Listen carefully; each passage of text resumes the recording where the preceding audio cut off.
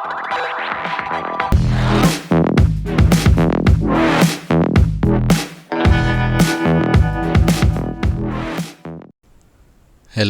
friends, welcome sa channel na ito. Pag-usapan natin sa araw na ito ang topic na maximum power transfer. Okay. So meron akong circuit na ganito. Yung ating VTH, yan ay notation ng Thevenin's voltage, Thevenin's equivalent. At saka yung RTH is the resistance, Thevenin's equivalent. So nakaseries siya dito sa RL, yung load ng ating resistance o resistance load natin. So yung RL natin ay adjustable. Pwede mo siyang i-adjust to a point na yung ating RL, okay, ay pwedeng mag-equal sa RTH. Kasi pag ni-represent natin itong ganitong circuitry, itong setup ng circuit, i-compare natin yung power sa load.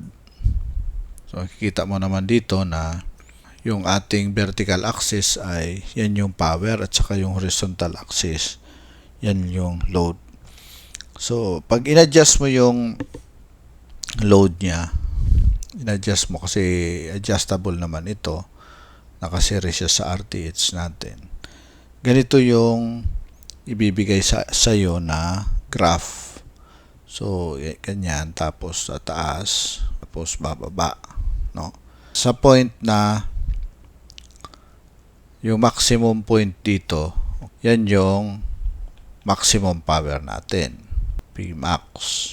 At pag ating kinuha din yung vertical papunta sa load, actually yung value ng load dito is the Thevenin's resistance o the RTH. Kaya base dito sa graph na ito, pag nag-equal yung resistance load sa resistance ng Thevenin's niya, ang ibibigay sa atin na power ay the maximum power. Kaya alam naman natin na yung maximum power natin, ang kanyang equation is P I squared. So let us multiply the RL, yung load natin. So this can also be like this one. Yung I natin by using Ohm's law, okay, is VTH divided by RTH plus RL. So squared, that is for the current, times RL. So ito yung magiging equation natin base dito sa circuit na ito. Now, knowing that relationship sa power, pag nag-equal yung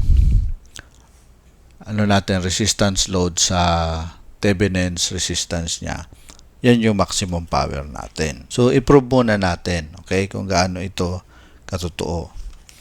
So knowing this, itong relationship na ito, di ba, para makuha natin yung maximum value niya, i-differentiate natin siya, tapos i-equate natin sa 0. So let's differentiate this with respect to RL. So yan. So dP over dRL. I-simplify natin ito. This can be VTH squared all over RTH plus RL. This is squared, times RL. Okay? So yung mangyayari sa differentiation natin, this can be U over B. So yung differentiation natin is the differentiation of ito nga, yung DUB. Okay? So, the differentiation of U over B, At ang binibigay nito sa atin, alam naman natin, that is the BDU minus dB all over B squared. So, i-differentiate na natin. So, ang ating U dito, again, is yung RL. At yung B natin is RTH plus RL quantity squared. So, yun. So, let's differentiate. Yan. Okay. BTH is a constant. So, kopyahin lang natin BTH squared. Now, gagawin natin itong BDU. So, yung B natin is RTH plus RL quantity squared, di ba? So, B. So, yan yung kopyahin natin dito. RTH plus RL squared. Siguro ilipat natin to.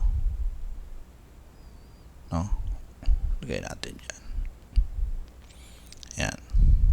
So, that is B, DU. Yung differentiation ng U natin, since na yung U natin is RL, is 1. Yan yung natin. Minus U dB. Ito. U dB. So, yung U natin is RL. O, differentiate natin yung dB. Ito yung dB natin. So, let's differentiate that. So, yung differentiation niya is 2. Yan. Tapos, kopyahin natin yung sa loob, RTH plus RL. Tapos, i-differentiate pa natin yung RTH plus RL. That is 1. So, yan na yung numerator natin. Okay. Divided by, again, B squared. Base dito. Yan. B squared. So, yung B natin is RTH plus RL squared. I-squared natin yung squared, so that is to the 4th power. No? So, yan yung differentiation niya. So, to get the maximum value, i-equate natin to sa 0.